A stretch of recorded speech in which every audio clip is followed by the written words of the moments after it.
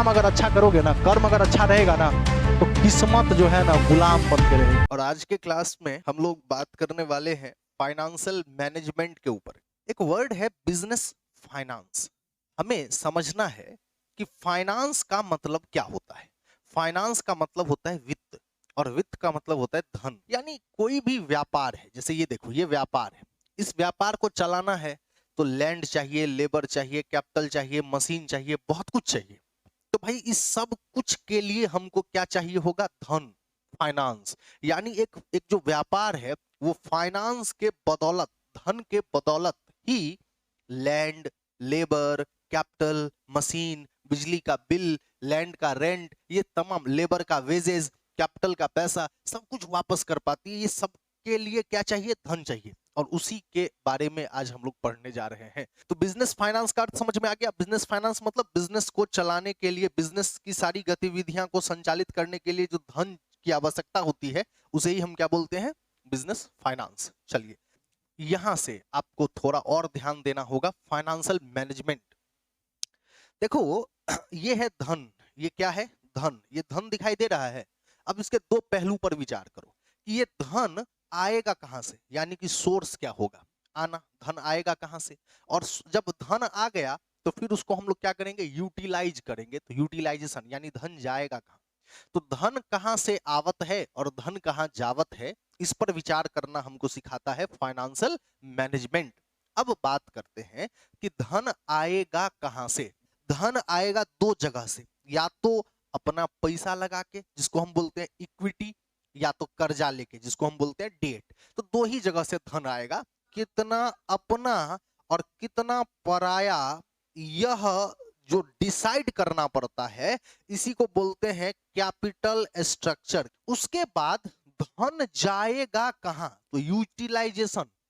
तो कहां कहां जाता है? या तो हम फिक्स एसेट्स में पैसा लगा देंगे, या तो हम करेंट एसेट में पैसा लगा देंगे। तो फाइनेंस का मैनेजमेंट मतलब क्या? कि फाइनेंस कहां से आएगा और फाइनेंस कहां को जाएगा। आवत है, जावत है, यही तो होता है फाइनेंशियल मैनेजमेंट।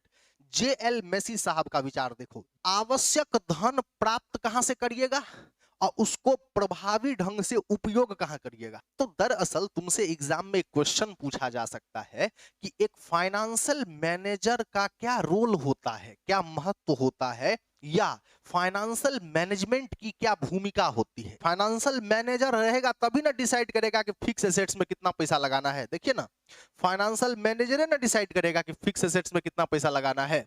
फाइनेंशियल मैनेजर ने डिसाइड करेगा कि करंट एसेट में कितना पैसा लगाना है। फाइनेंशियल मैनेजर ने डिसाइड करेगा कि इक्विटी कितना होना चाहिए। फाइनेंशियल मैनेजर ने डिसाइड करेगा कि डेट कितना होना चाहिए। फाइनेंशियल मैनेजर ने डिसाइड करेगा कि कैपिटल स्ट्रक्चर का क्या अनुपात। अब देखिए बुक क्या कहता है। बुक कहता है कि फाइनेंशियल मैनेजर बताता है कि फिक्स एसेट कितना होना चाहिए। फाइनेंशियल मैनेजमेंट बताता है कि करंट एसेट कितना होना चाहिए। फाइनेंशियल मैनेजमेंट बताता है कि लॉन्ग टर्म डेट। अब डेट मतलब क्या? डेट मतलब कर्जा। तो कर्जा दीर्घकालीन होना चाहिए कि अल्पकालीन होना चाहिए, ये कौन बताता है? ये फाइनेंशियल मैनेजर बताता है।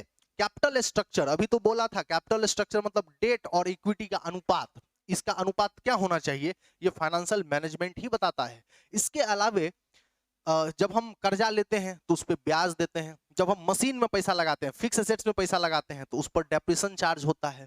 तो वो ब्याज का दर क्या होगा, डेप्रिसिएशन का रेट क्या होगा, इन सब चीजों को भी कौन डिसाइड करता है? फाइनेंशियल मैनेजर डिसाइड करता है। बच्चों, अगला पॉइंट है हम लोगों का कि ऑब्जेक्टिव ऑफ फाइनेंशियल मैनेजमेंट, कि फाइनेंशियल मैनेजमेंट का ऑब्जेक्ट एक लाइन में वेल्थ मैक्सिमाइजेशन। किसका वेल्थ? तो अब ध्यान से देखो, वेल्थ किसका? शेयर होल्डर का। शेयर होल्डर ने जो हमारे कंपनी में धन लगाया है, उस धन को अधिकतम करना, मैक्सिमाइज करना, यही उद्देश्य होता है एक फाइनेंशियल मैनेजर का। शेयर होल्डर ने हमारे कंपनी में 10 रुपया लगाया, तो आखिर उसका 10 रुपया 20 रुपया कैसे हो जाएगा? तो wealth maximisation is the objective of financial management. Repeat, 10 का शेयर है, वो 50 का कैसे होगा? कमाइए, ज्यादा ज्यादा कमाइएगा तो ज्यादा भाव बढ़ेगा, आपके शेयर का डिमांड बढ़ जाएगा। उसके अलावे आप कंपनी अपनी तरलता बनाए रखिए। तरलता बनाए रखिए मतलब हर जो भी आपको पेमेंट करना है, बिजली का बिल पेमेंट करना है, एम्प्लॉय को सैलरी देना है, सबको टाइम पर दीजिए। इसी प्रकार से आप अपने संसाधन का उचित यूज कीजिए। आपका जो धन है उस धन को सही से यूज कीजिए तो अपने आप आपका वेल्थ मैक्सिमाइजेशन होगा। क्रेडिटर्स को टाइमली पेमेंट कीजिए। किसको टाइमली पेमेंट कीजिए? जिससे आप उधार खरीदे हैं उसको आप टाइमली पेमेंट करेंगे तो आपके कंपनी की जो गुडविल है वो अपने आप बढ़ेगी और इससे क्या होगा? वेल्थ मैक्सिमाइजेशन हो जाएगा।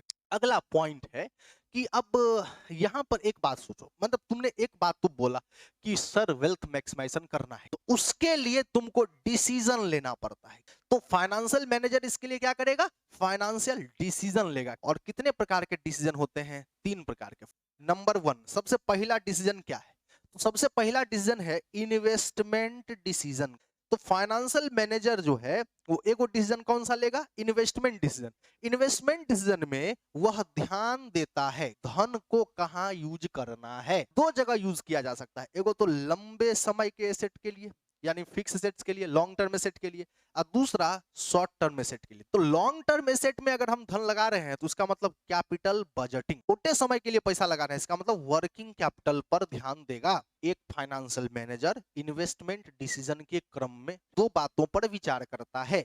2 बातों पर विचार करता है, कैपिटल बजटिंग क्या होना चाहिए और वर्किंग कैपिटल कितना होना चाहिए। तो अब इस निर्णय को कई बातों ने प्रभावित किया। तो देखो, सबसे पहले हम ध्यान देंगे कि हमारा कैश फ्लो किस प्रकार का है, हमारा रेट ऑफ रिटर्न किस प्रकार का है, और उसके बाद इन्वेस्टमेंट क्राइटेरिया। इन्वेस्टमेंट क्राइटेरिया का मतलब है कि श्रम की उपलब्धता, लेबर मिलता है कि नहीं, बिजली हमको उपलब्ध होगी कि नहीं। अब एक फाइनेंशियल मैनेजर दूसरा महत्वपूर्ण डिसीजन लेता है, फाइनेंसिंग डिसीजन। तो फाइनेंसिंग डिसीजन, इसमें जो एक फाइनेंशियल मैनेजर है वह ध्यान देता है। क्या करता है? ध्यान देता है। किस पर ध्यान देता है? Source of finance. Investment decision में ध्यान दे रहा था कि जाएगा कहां, और इसमें ध्यान देगा आएगा कहां से। समझ में आ गया? आवत है जावत है, पूरा चैप्टर यही है। समझ में आ गया ना? पैसा आने का 2 सोर्स, अपना पराया। तो अपना और पराया, यह अपना और पराया का अनुपात क्या कहलाता है? कैपिटल स्ट्रक्चर कहलाता है। यानी कि एक फाइनेंशियल मैनेजर ध्यान लगाकर यह विचार करता है कि कैपिटल स्ट्रक्चर कैसा हो, फैक्टर है वो क्या सब है, उस पर थोड़ा सा विचार करना चाहते हैं। सबसे पहले तो तुम यह देखोगे कि कॉस्ट कितनी है। भाई कर्जा लेंगे तो ब्याज लगेगा, और शेयर जारी करेंगे यानी कि इक्विटी, तो उसको डिविडेंड देना पड़ेगा। तो दोनों का अपना अपना कॉस्ट है। समझ में आ गया होगा? दोनों में अपना अपना रिस्क है। अगर पहले से तुम्हारे ऊपर रिस्क है तो तुम देखो, 2 बात हुआ ना, इक्विटी और डेट, 2 बात है ना।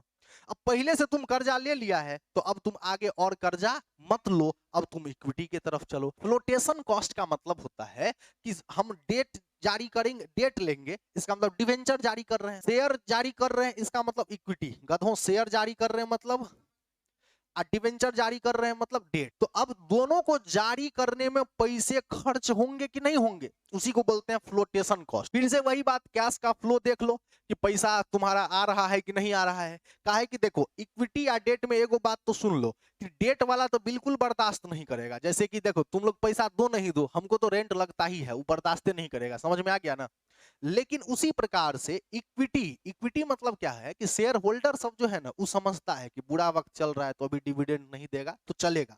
लेकिन डेट वाला कर्जदाता नहीं मानेगा। फिक्स्ड कॉस्ट का मतलब जो लगेगा, लागेगा, जो क्या करेगा, लागेगा ही। तो फिक्स कॉस्ट अगर तुम्हारे व्यापार में कम है तो तुम लोन ले सकते हो, काहे कि तुम्हारा पैसा बच रहा होगा। कंट्रोल कंसीडरेशन, अगर तुम चाहते हो कि व्यापार पे पूरी तरह से नियंत्रण बनी रहे तो तुम कर्जा लो, काहे कि कर्जा वाले को कल हम पैसा दे देंगे, अब पहली फुर्सत में विदा कर देंगे। समझ में आ गया होगा? तो फिर हमारा व्यापार हमारा ही रहेगा।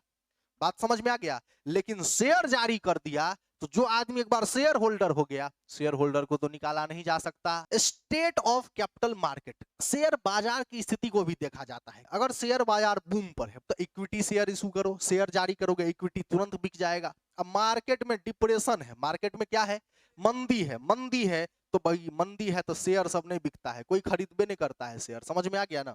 तब तुम कर्जा लेगा तो कर्जा मिलेगा। बूम तो इक्विटी, डिप्रेशन तो डेट, ऐसे बोलने का। नंबर 3, तीनों को डिसीजन लेता है एक फाइनेंशियल मैनेजर।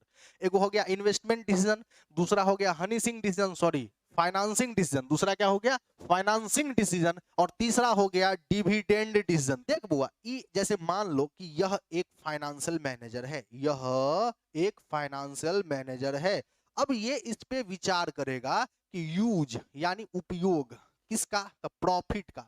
कंपनी जो लाभ कमाती है उसका उपयोग कहाँ करें, तो लाभ का दो तरह से उपयोग होता है। एगो तो हम डिविडेंड बांट देते हैं, शेयर होल्डर को देते हैं पैसा, और दूसरा हम देवे नहीं करेंगे और पैसा रोक के रखेंगे, अगले साल हम काम करेंगे। नहीं समझा? यह एक कंपनी है, इस कंपनी में एक बोरा पैसा हुआ, कितना पैसा हुआ, एक बोरा पैसा हुआ। अब उसमें हम ये सोच रहे हैं, मैं एक फाइनेंशियल मैनेजर हूं, तो मैं ये सोच रहा हूं कि इस एक बोरा में से आधा बोरा बांट देते हैं डिविडेंड के रूप में, आधा बोरा पैसा रख लेते हैं, अगला साल लेटेस्ट टेक्नोलॉजी वाला मशीन मंगाएंगे।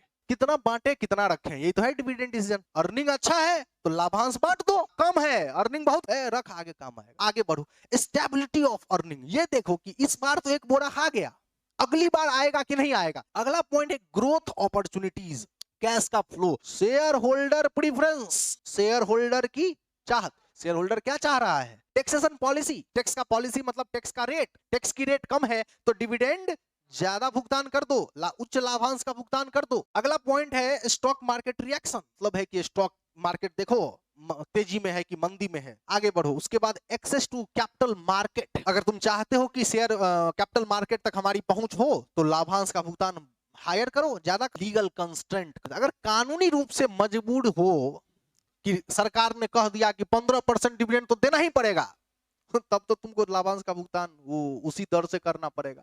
तो कॉन्ट्रेक्चुअल कंस्ट्रेंट का मतलब क्या है, तो जब हम अधिक लोन लेते हैं तो जो हमको लोन देता है वो हम पे कुछ लगाम लगा देता है। क्या कर, फाइनेंशियल प्लानिंग क्या होता है, पहले एक फाइनेंशियल मैनेजर को ये पता होना चाहिए कितना पैसा की जरूरत है। तो फाइनेंशियल मैनेजर सबसे पहले फाइनेंशियल प्लानिंग ही करता है। फाइनेंशियल प्लानिंग हम क्यों करें, तो ही सटीक जवाब है फंड कितना चाहिए, और उसके बाद वो जो पैसा आया तो अब पूंजी की जो अनावश्यक जो वृद्धि है वो ना करें। फाइनेंशियल प्लानिंग का महत्व क्या है, पहली बात तो हमारे पास फाइनेंशियल प्लान होता है, तो अगर फाइनेंशियल प्लानिंग हम करते हैं तो हमारे पास हमारे फाइनेंस से रिलेटेड क्या होता है, प्लान होता है। दूसरा, भविष्य में वित्त की आवश्यकता कितनी होगी यह भी हमको पहले से पता होता है।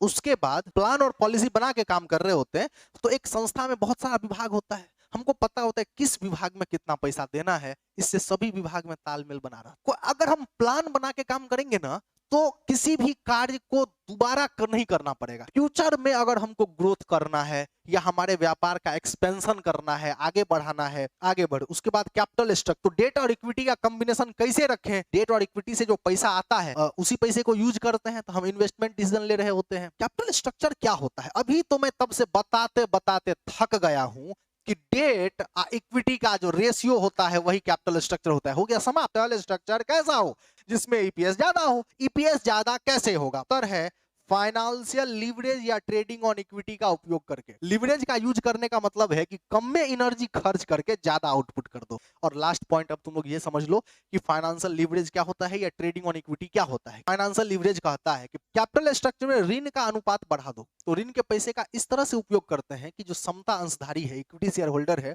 उसको हम ज्यादा से ज्यादा डिविडेंड दे पाते हैं। अगर हमारे कमाई की दर ज्यादा है, अब ब्याज की दर कम है, तो हम लोन लेंगे और हमेशा लोन लेना हमारे लिए फायदेमंद होगा। तीन स्थिति, तीनों व्यापार में 1-1 करोड़ रुपया लगा है। ये है एक्स लिमिटेड, ये है वाई लिमिटेड, ये है जेड लिमिटेड। तीनों व्यापार में 1-1 करोड़ रुपया लगा है। तीनों में कमाई 14-14 लाख रुपया हुआ है। बस अंतर ये है कि पहला वाला अपना पूरा का पूरा पैसा इक्विटी का लगाया हुआ है, दूसरा वाला इक्विटी का 80 लाख लगाया है और लोन लिया है 20 लाख, तीसरा वाला इक्विटी वाला 60 लाख लगाया है और लोन लिया है 40 लाख। तुमको यही समझाने की कोशिश कर रहे हैं कि जो कर्जा लेगा ना वो सबसे टॉप पर चल जाएगा। अब देखो तीनों की कमाई 14 लाख 14 लाख 14 लाख, यानी कि ये एक्स लिमिटेड की कमाई है, ये वाई लिमिटेड और ये Z limited. EBIT earning before interest and tax में से क्या घटता है, ब्याज घटता है।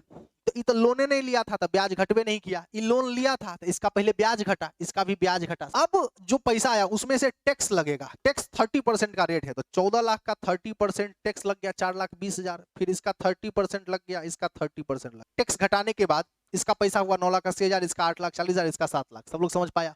अब तुम ये देखो अर्निंग आफ्टर टैक्स में भाग देते हो नंबर ऑफ शेयर से, तो इसका शेयर, इसके पास टोटल शेयर की संख्या थी 5 लाख, इसके पास शेयर की संख्या थी 4 लाख, इसके पास शेयर की संख्या थी 3 लाख, और जब भाग दोगे तो तीनों का ईपीएस आ गया। क्या आ गया, अब तुम देखो सबसे अधिक ईपीएस किसका है, जेड लिमिटेड का। तो शेयर ये सबसे ज्यादा पैसा अपने शेयर होल्डर को दे सकता है कि कर्जा लेकर व्यापार करना फायदेमंद होता है, इससे हमारा ईपीएस बढ़ता है। अब इसका दूसरा पहलू देखो, अब अगर ब्याज दर महंगा हो और कमाई कम हो जाए, मेरी कमाई क्या हो जाए, घट जाए, अब ब्याज का दर महंगा हो जाए, तो इस कंडीशन में हम लोग लोन नहीं लेंगे। इसको भी इस एग्जाम्पल समझाया हुआ है। इसमें देखो सेम वही है, वही एक्स लिमिटेड, वही वाई लिमिटेड, वही जेड लिमिटेड। सब लोग समझ पाया?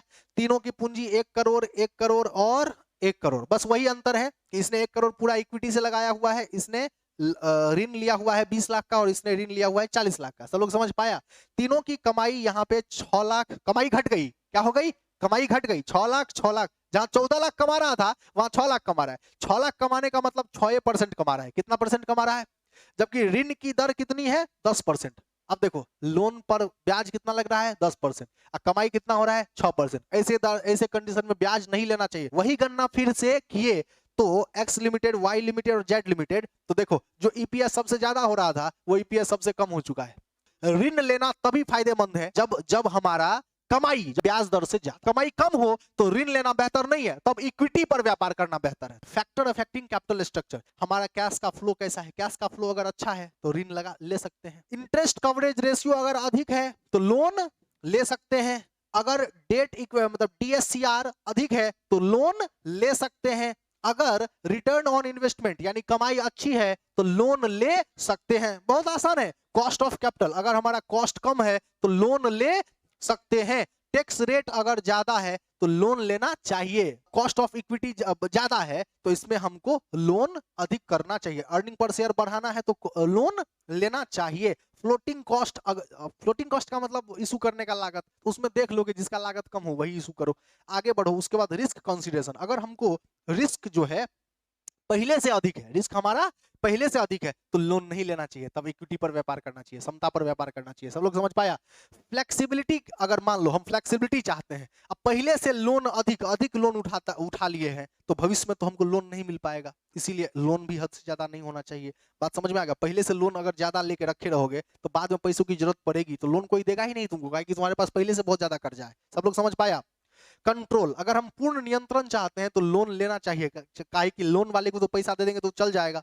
आगे बढ़। रेगुलरिटी फ्रेमवर्क, अगर हमारा सेबी का दिशा निर्देश इस प्रकार का है कि लीगल रिक्वायरमेंट मतलब कुछ ज्यादा है तो इसमें हमको समता पर विशेष ध्यान देना चाहिए, इक्विटी पर ध्यान देना चाहिए, कर्जा वर्जा ज्यादा नहीं लेना चाहिए। शेयर मार्केट का कंडीशन, अगर शेयर मार्केट बूम पर है तो समता की तरफ जाना चाहिए, और अगर डिप्रेशन में है तो कर्जा की तरफ जाना चाहिए। सब लोग समझ पाया? आगे बढ़ो। Capital structure of other company, कई बार कंपनियां ये भी देखती है कि कैपिटल स्ट्रक्चर दूसरी कंपनी का कैपिटल स्ट्रक्चर कैसा है, तो दूसरी कंपनी का कैपिटल स्ट्रक्चर के हिसाब से अपनी कंपनी का कैपिटल स्ट्रक्चर भी कंपनियां रखती है। फिक्स्ड एंड वर्किंग कैपिटल, देख हुआ लैंड में पैसा लगेगा, बिल्डिंग में पैसा लगेगा, मशीन में पैसा लगेगा, मोटा पैसा लगेगा, तो इसको बोलते हैं फिक्स पैसा। क्या बोलते हैं? फिक्स पैसा।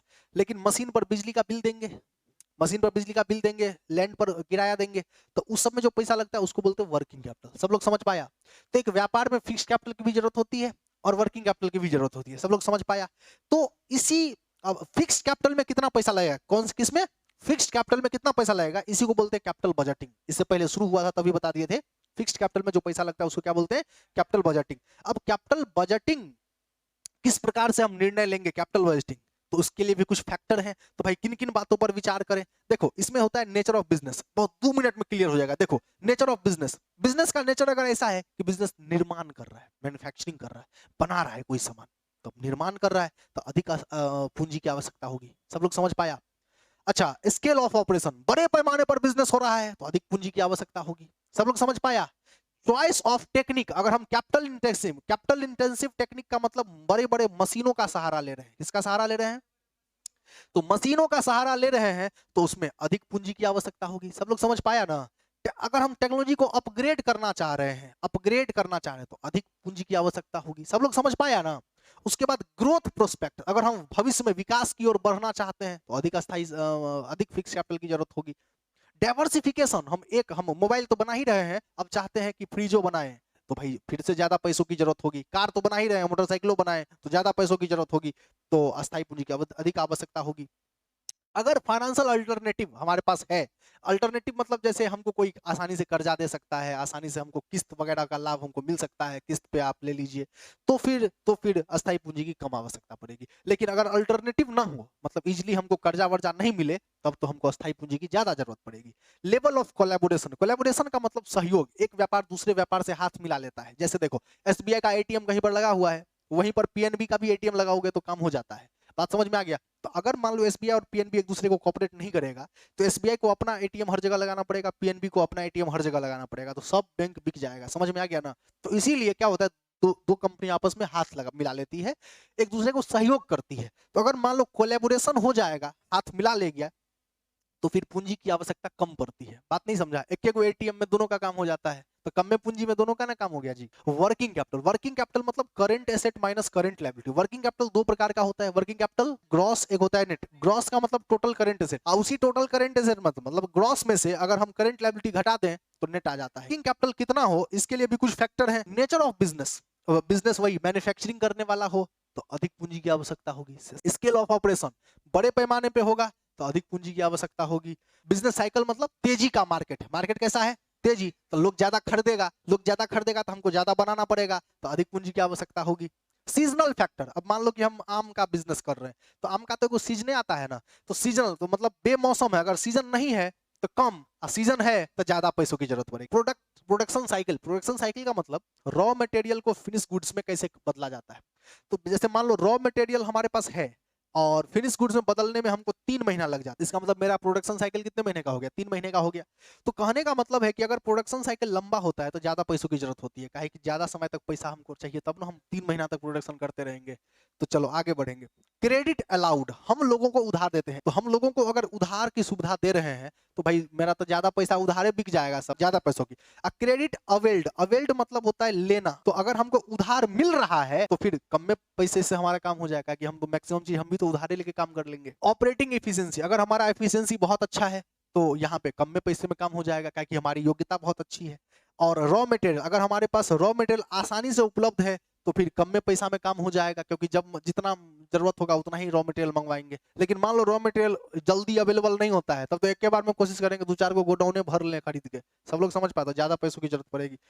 उसके बाद ग्रोथ प्रोस्पेक्ट, अगर हमको लगता है कि भविष्य में ग्रोथ का चांस है तो अधिक पूंजी की आवश्यकता पड़ेगी। अगर हमको लगता है कि कंपटीशन बहुत ज्यादा होने वाला है तो अधिक पूंजी की आवश्यकता पड़ेगी। सब लोग समझ पा रहा है? और अगर हमको लगता है कि इन्फ्लेशन, महंगाई बढ़ती ही रहेगी, तो भी अधिक पूंजी की आवश्यकता पड़ेगी। सब लोग समझ पाया? इस प्रकार से ये सारी बातें हो गई, और इसी के साथ ये चैप्टर होता है समाप्त। चलिए बाकी चर्चा नेक्स्ट क्लास में करेंगे। ओके बुआ।